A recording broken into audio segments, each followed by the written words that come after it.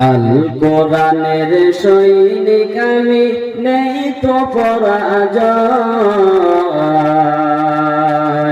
এক আল্লাহর গোলাম আমি, এই তো পরিচয় আমার, এই তো পরিচয়। আল কোরআনের সৈনিক আমি, নেই তো পরাজয়, এক আল্লাহর গোলাম আমি, এই তো পরিচয় আমার, এই তো পরিচয়। এই পৃথিবীর সবই নকল, আসল কিছু নাই, এক আল্লাহর গোলাম আমি, এই তো পরিচয় আমার, এই তো পরিচয়। আল কোরআনের সৈনিক আমি, নেই তো পরাজয়, এক আল্লাহর গোলাম আমি, এই তো পরিচয় আমার, এই তো পরিচয়। এই পৃথিবীর সবই নকল, আসল কিছু নয়, এক আল্লাহর গোলাম আমি, এই তো পরিচয় আমার, এই তো পরিচয়। কোরআন হাদিস শাসক তন্ত্র, রাসূল আমার নেতা, সমর চির আমলাল, ইতিহাস বীর গাথা, আল্লাহর গোলাম আমি, এই তো পরিচয় আমার, এই তো পরিচয়। সবচাইতে হাদিস বর্ণনা কে করেছেন? সাহাবীর নাম কি? আবু হুরায়রা। সব চাইতে বেশি হাদিস বর্ণনা করেছেন। তার মা কিন্তু হেদায়াত পায়নি, সব ওই হেদায়াত পায়নি। দেখেন, দোয়ার মাধ্যমে কিন্তু হেদায়াত পাওয়া যায়। আবু হুরায়রা আল্লাহ রাসূলের কাছে রাত্রি বেলায় সে দিনের তালিম নিতে আসলেন, দিন কোরআনের হাদিসের জ্ঞান নিতে আসলেন। নিতে আসার পর যখন গভীর রাত হয়ে যায়, তখন আবু হুরায়রা আল্লাহ রাসূলের কাছে কোরআনের তালিম নিলেন, জ্ঞান নিলেন। জ্ঞান নেওয়ার পর তখন চলে গেলেন কোথায়? বাড়ি যাওয়ার পর আবু হুরায়রা দরজাতে আওয়াজ দিতে, ও আমার আম্মা, ও আমার মা, দরজাটা খোলো। তখন আবু হুরায়রার মা কিন্তু তখন হেদায়াত পায়নি। তখন আবু হুরায়রার মা তখন দরজা খুললেন। দরজা খোলার পর তখন জিজ্ঞাসা করেছেন, ও বেটা আবু হুরায়রা, তুমি কোথায় গিয়েছিলে এত রাত্রিতে? তুমি কোথায় গিয়েছিলে তুমি বলো। তখন আবু হুরায়রা বলছে, ও আমার আম্মা, ও আমার মা, আমি গিয়েছিলাম মুহাম্মদ সাল্লাল্লাহু আলাইহি ওয়াসাল্লামের কাছে। দেখেন আবু হুরায়রার মা কিভাবে হেদায়েত পাচ্ছেন। তখন আবু হুরায়রা বলছেন, আমি মুহাম্মদ সাল্লাল্লাহু আলাইহি ওয়াসাল্লামের কাছে গিয়েছিলাম, আমি আল্লাহ রাসূল সাল্লাল্লাহু আলাইহি ওয়াসাল্লামের কাছে গিয়েছিলাম। যখনই আবু হুরায়রার মা কাছে মুহাম্মদ সাল্লাল্লাহু আলাইহি ওয়াসাল্লামের কথা শুনে নিলেন, তখন আবু হুরায়রাকে বকাঝকা করলেন, অকথ্যভাবে গালিগালাজ করলেন। গালিগালাজ করার পর তাকে মারধর করলেন। মারধর করার পর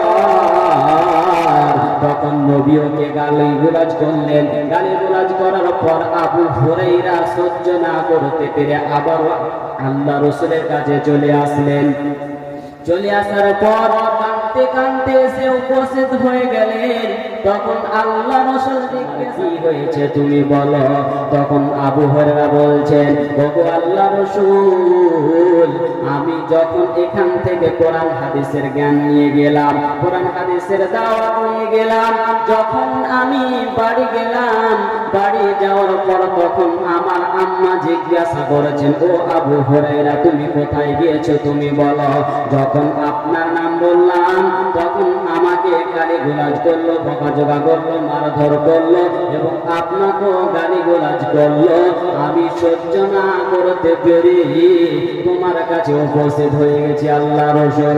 তখন আল্লাহ রাসূল জিজ্ঞাসা করেছেন, ও আবু হুরায়রা, তুমি কি তোমার মায়ের জন্য তুমি বিচার নিয়ে এসেছো নাকি তুমি বলো।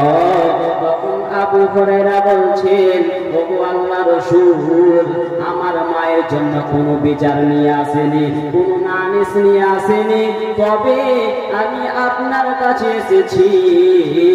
ওগো আল্লাহ রাসূল, আমার মায়ের জন্য আপনি দোয়া করে দেন, আল্লাহ যেন আমার মাকে হেদায়েত দান করে। আপনি আমার মায়ের জন্য হেদায়েতের জন্য দোয়া করে দেন। তখন আল্লাহ রাসূল হাত তুলে দোয়া করতে লাগলেন, আল্লাহুম্মা হাদি উম্মে আবু হুরায়রা, হে আল্লাহ, তো আবু হুরায়রার মাকে তুমি হেদায়েত দান করো। হে আল্লাহ, তুমি আবু হুরায়রার মাকে তুমি হেদায়েত দান করো। তখন আল্লাহ রাসূল দোয়া করতে লাগলেন। আবু হুরায়রা দৌড়াতে দৌড়াতে বাড়ি যেতে লাগলেন। একজন সাহাবী তার পিছন দিক থেকে জামাটাকে টেনে ধরলেন। ধরার পর জিজ্ঞাসা করেছেন, ও আবু হুরায়রা, তোমার এত তাড়া কেন? তুমি এতদিন তাড়া করেছো কেন? তোমার কি হয়েছে তুমি বলো। তখন আবু হুরায়রা বলছেন, আমার জামাটাকে তুমি ছেড়ে দাও, আমি দেখতে চাই আল্লাহ রাসূল আমার মায়ের জন্য হেদায়েতের জন্য দোয়া করেছে, আল্লাহর কাছে হেদায়েতের জন্য দোয়া করেছে, আমি দেখতে চাই। আল্লাহ রাসূলের দোয়া আগে বাড়ি পৌঁছায় না, আমি আগে বাড়ি দৌড়ে যেতে পৌঁছাতে পারি। তখন আবু হুরায়রা ভাবে দৌড়াতে লাগলেন। দৌড়াতে দৌড়াতে দৌড়াতে বাড়ি গেলেন। বাড়ি যাওয়ার পর যখন দরজাতে আওয়াজ দিলেন, আওয়াজ দেওয়ার পর তার মা গোসলখানা থেকে গোসল করে বেরিয়ে আসেন। বেরিয়ে আসার পর সে চার সাদা চোখ থেকে টপ টপ টপ টপ করে পানি পড়ছে। পানি পড়ার পর তখন আবু হুরায়রাকে বলছে, ও আবু হুরায়রা, ও বেটা আবু হুরায়রা, তুমি তো একজন আদর্শবান নেতার কাছে গিয়েছো বেটা, তুমি তো একজন আদর্শবান নেতার কাছে গিয়েছো। আমি না জেনে তোমাকে বকাঝকা করেছি, তোমাকে মারধর করেছি, তোকে গালিগালাজ করেছি, বেটা আমাকে নিয়ে চলো, আমি ইসলাম গ্রহণ করে নেব। তখন সে আবু হুরায়রা তাকবীর দিয়ে বললেন, নবীর আগে দোয়া বাড়ি পৌঁছাচ্ছে। ওতে বন্ধুরে, আমাদেরকে চাইতে হবে আল্লাহর কাছে হেদায়েত। তাহলে পৃথিবীর কোন আলেম হেদায়েত দিতে পারে না। তাহলে আমরা আলেম ওলামা রয়েছি, হেদায়েতের জন্য দোয়া করতে পারি। হে আল্লাহ, তুমি অমুক ব্যক্তি সালাত আদায় করে না, আল্লাহ তুমি তাকে হেদায়েত দান করো। হে আল্লাহ, তাকে সঠিক জ্ঞান দাও। হে আল্লাহ, তাকে সঠিক জ্ঞান বুঝ দান করো। তাহলে আমরা হেদায়েতের জন্য দোয়া করতে পারি, কিন্তু হেদায়েত দিতে পারি না। তাহলে পৃথিবীর কেউ কিন্তু হেদায়েত দিতে পারে না, কারণ হেদায়েতের মালিক হচ্ছেন আল্লাহ। তাহলে যিনি হেদায়েত দিতে পারে তিনি হচ্ছে আল্লাহ, পৃথিবীর কেউ হেদায়েত দিতে পারে না। তাহলে আমাদেরকে আল্লাহ সুবহানাহু ওয়া তাআলার কাছে চাইতে হবে কি হেদায়েত। হেদায়েতের মালিক হচ্ছেন আল্লাহ। তবে যখন সে মদিনাতে ভাগ রয়েছে, আনসার মুহাজির রয়েছে, দল রয়েছে, তারা আনসার যারা গোত্রের লোক রয়েছে তারা কিন্তু চাষবাস করতে খুব পছন্দ করে। তারা চাষবাস করতে খুব পছন্দ করে। তারা এক জায়গাতে গল্প করছে কি আল্লাহ রসুলের কাছে কিছু চাইবো, আল্লাহ রসুলের কাছে কিছু চাইবো। দেখলেন হাদিস থেকে শুনলেন আল্লাহর কাছে কি চাইবে। তখন সে আনসার গোত্রের লোকেরা বলছে আল্লাহ রসুলের কাছে কিছু চাইবো। কি চাইবো? তখন বলছেন যে আমরা আল্লাহ রসুলের চেয়ে নেব উত্তর দক্ষিণে যেটা পাহাড় রয়েছে, সে পাহাড়ের মধ্যখানে সরকারি টাকা দিয়ে একটা সে নহর, সে একটা কূপ সে নিয়ে নিব। কারণ বৃষ্টি হবে, পাহাড় থেকে পানি পড়তে পড়তে পড়তে সেই নহরে জমা হবে, কূপে জমা হবে।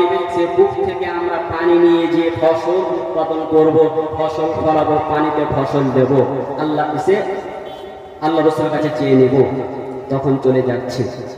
তখন আল্লাহ তাআলা বলছেন, ও জিবরাইল তুমি শুনে নাও, তুমি আসো, তুমি যাও মুহাম্মদকে তুমি যে বলে দাও আনসার গোত্রের কিছু লোক আল্লাহ রসুলের কাছে কিছু চাওয়ার জন্য এসেছে। কি চাওয়ার জন্য এসেছে পৃথিবীর কেউ জানে না, তবে আমি আল্লাহ কি চাওয়ার জন্য এসেছে আমি জানি। তবে শুনে নাও, তুমি মুহাম্মদকে তুমি গিয়ে বলবে যা চাওয়ার জন্য এসেছে আমি কবুল করে নিয়েছি, আমি মঞ্জুর করে নিয়েছি। যা চাইবে তাদেরকে না বলে ফিরিয়ে না দেয়। তুমি জিবরাইল তুমি তাদেরকে গিয়ে বলে দাও। তখন জিবরাইল চলে গেলেন আল্লাহ রসুলের কাছে। তখন আল্লাহ রসুলকে বলছেন, ইয়া রাসূলুল্লাহ, কিছু আনসার গোত্রের লোক তোমার কাছে কিছু চাওয়ার জন্য এসেছে, তাদেরকে তুমি না বলে ফিরিয়ে না দেবে, তাদেরকে না বলে ফিরিয়ে না দেবে। তবে কি চাওয়ার জন্য এসেছে পৃথিবীর কেউ জানে না, তবে আল্লাহ জানে। তাহলে কি চাওয়ার জন্য এসেছে আল্লাহ আগে কবুল করেছে, মঞ্জুর করেছে, তাদেরকে না বলে ফিরিয়ে না দেবে। তখন জিবরাইল আমিন চলে আসলেন। চলে আসার পর সে মসজিদে নববীতে আনসার গোত্রের লোক এসে উপস্থিত হয়ে গেছেন। তখন আল্লাহ রাসূল জিজ্ঞাসা করেছে, তোমরা কি চাওয়ার জন্য এসেছো তুমি বলো, তোমরা কি চাইতে এসেছো তুমি বলো। তখন বলছেন, ওগো আল্লাহ রাসূল সত্য কথা কি? তখন আল্লাহ রাসূল বলছেন, তোমরা যা চাওয়ার জন্য এসেছো আগেই আল্লাহ কবুল করে নিয়েছে, তোমরা কি চাইতে এসেছো তুমি বলো। তখন সেই আনসার গোত্রের লোকেরা বলছে, ওগো আল্লাহ রাসূল সত্য কথা কি? আমরা এটা চাওয়ার জন্য এসেছি যে একটা পাহাড়ে, সে পশ্চিম দক্ষিণ যেটা পাহাড় রয়েছে, সে পাহাড়ের মধ্যখানে একটা গর্ত করে, সে নহর করে, সে কূপ করে, সে সরকারি টাকার জন্য সে সরকারি টাকা দিয়ে সে কূপটা তৈরি করবে, সে পানি জমা হবে, সে জমি দিয়ে আমরা ফসল উৎপাদন করব। তবে কিন্তু আল্লাহ রাসূল, তবে কিন্তু আল্লাহ আমার চাওয়ার ব্যাপারে কবুল করে নিয়েছে, মঞ্জুর করে নিয়েছে। তবে আল্লাহ রাসূল আমরা যেন এই পৃথিবীতে আর নহরটা লাগবে না, আর কূপটা লাগবে না, এই পৃথিবীতে আমরা ফসল ফলাবো না।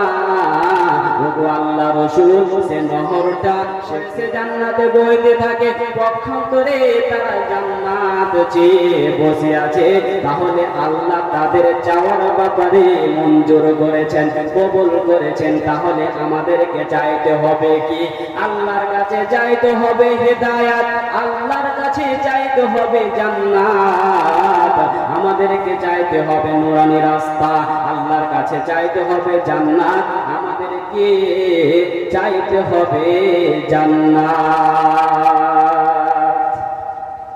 তাহলে সে আমাদেরকে চাইতে হবে সঠিক পথ। একটা উদাহরণ দিই, আগেই বললাম কোরআন হাদিস নয়, আগেই বললাম কোরআন হাদিস নয়, কারণ কিছু জ্ঞান রয়েছে তার কারণেই বলা। আগেই বললাম কিন্তু কোরআন হাদিস নয়। একজন আল্লাহর ওলি আল্লাহর সাথে সাক্ষাৎ করবে, আল্লাহর সাথে মুসাফাত করবে, আল্লাহর সাথে কিছু আপস গল্প রয়েছে, সেই জন্য কিছু মাশওয়ারা রয়েছে, তার জন্য বাড়ি থেকে বেরিয়ে গেলেন। আগে বললাম কোরআন হাদিস নয়। সে আল্লাহর ওলি আল্লাহর সাথে সাক্ষাৎ করবে, আল্লাহর সাথে কিছু পার্সোনাল গল্প রয়েছে, কিছু সমস্যা রয়েছে, সমাধানের জন্য সে যাচ্ছেন আল্লাহর ওলি আল্লাহর সাথে সাক্ষাৎ করার জন্য। কোথায়? পাহাড়ে রাস্তা দিয়ে চলে যাচ্ছে। যেতে যেতে যেতে রাস্তার কোলে দেখবেন সে রাস্তার কোলে একটা পুকুর রয়েছে। সেই পুকুরে মানে কি শোয়া রয়েছে, কাদা খিচে সে শোয়া বসে রয়েছে। আল্লাহর ওলি পার হয়ে চলে যাচ্ছে রাস্তা। চলে যাওয়ার পর তখন সে শুকুর জিজ্ঞাসা করছে, ও আল্লাহর ওলি তুমি কোথায় যাচ্ছ? তখন সে আল্লাহর ওলি বলছেন যে আমি আল্লাহর সাথে সাক্ষাৎ করতে যাচ্ছি, আমার কিছু সমস্যা রয়েছে, সমাধানের জন্য আমি যাচ্ছি। তখন শুয়ার বলছে, শুকুর বলছে, ও আল্লাহর ওলি আমার একটা প্রশ্ন রয়েছে। কি প্রশ্ন তুমি বলো?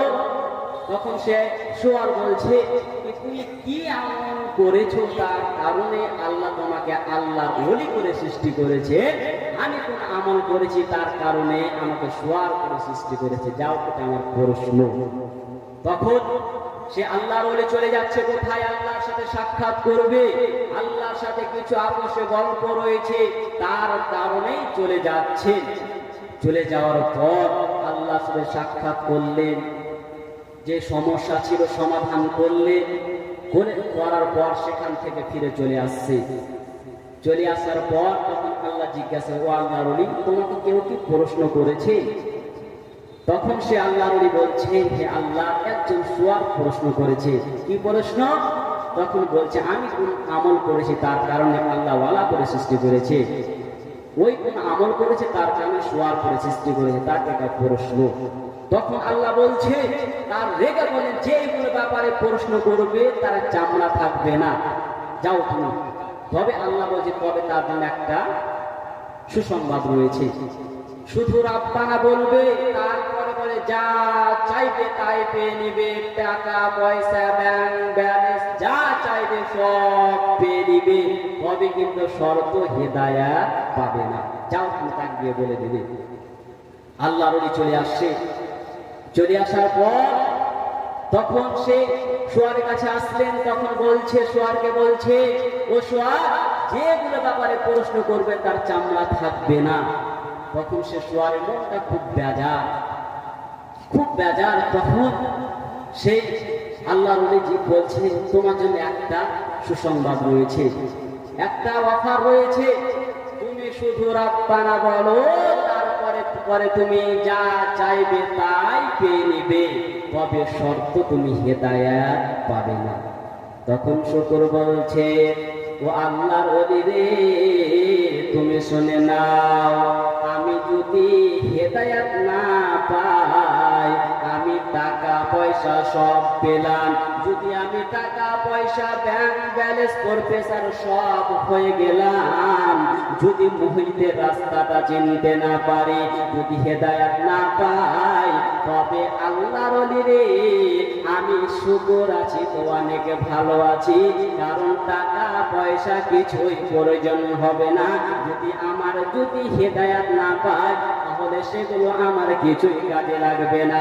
অতএব বন্ধুরে বলতে চাইছিলাম, পৃথিবীতে টাকা পয়সা সব আছে, আমাদের টাকা আছে, পয়সা আছে, জমি জায়গা আছে, প্রফেসর রয়েছে, আমরা সব রয়েছি, তবে যদি পৃথিবীতে হেদায়াতের রাস্তা না পাই, হেদায়াত গ্রহণ করতে না পারি, তাহলে আমাদের পৃথিবীতে কিছুই পেলাম না, আমরা কিছুই পেলাম না, তাহলে আমাদের টাকা পয়সা কিছুই কাজে লাগবে না। আমাদেরকে চাইতে হবে নুরানি রাস্তা, আল্লাহর কাছে চাইতে হবে ইহদিনাস সিরাতাল মুস্তাকিম, আমাদেরকে চাইতে হবে সঠিক রাস্তা। তাহলে আল্লাহর কাছে চাইবেন কি? আল্লাহর কাছে আমাদেরকে চাইতে হবে হেদায়াত। কারণ পৃথিবীতে টাকা পয়সা সব আপনার থেকে যাবে, আপনার কিছুই কাজে লাগবে না। তাহলে আমাদেরকে হেদায়েত চাইতে হবে আল্লাহর কাছে, হেদায়েতের মালিক আল্লাহ। তবে আল্লাহ কখন কাকে হেদায়েত দান করে পৃথিবীর কেউ জানে না। একজন আল্লাহ রাসূলের চাচা, যার নাম আমির হামজা, তার কলিজা চিবিয়ে খেয়েছিলেন, তার নামটা কি? হিন্দা।